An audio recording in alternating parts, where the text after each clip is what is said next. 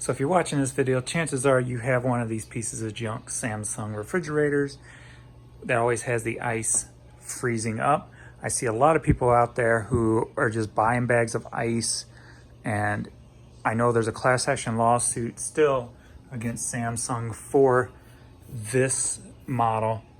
Last I looked, I haven't looked in about a month, so no, the way businesses work, it's probably going to be dragged on for a while, and we'll probably only see like 17 cents out of it. But the one thing I have to do once or twice a week to keep my ice flowing is this, and I'll go over what things have already been done that does not work. So they say to do the caulking. That has been done. It didn't change a thing.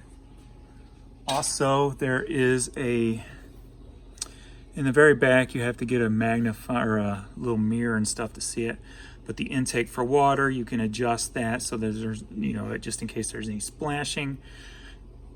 Well, that's not it either.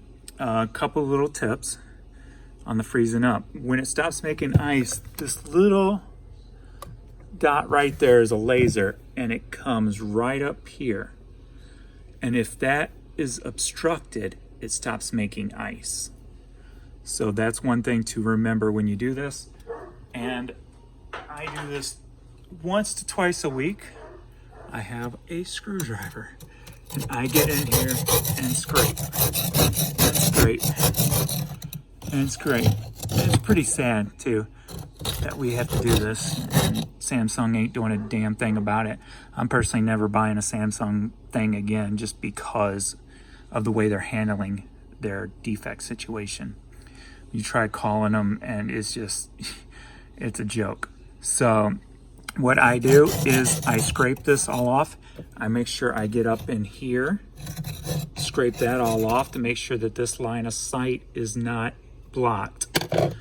Then put your tray back in. We've also adjusted this with a heat gun, pushing it up to try to get a more fit snug when you put it in so that air doesn't get into it. That obviously didn't work either.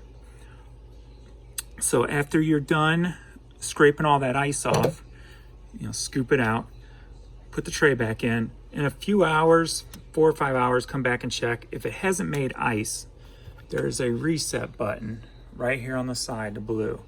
And if you hold that down till it beeps or whatever, it resets the whole ice maker.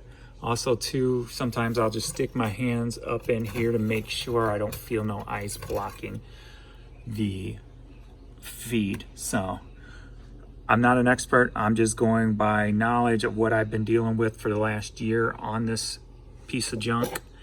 And this is the only way I keep ice flowing. I do this once or twice a week. So it's better than going out and buying ice, I guess. So there's what I know, and there's what I do. So thanks for watching.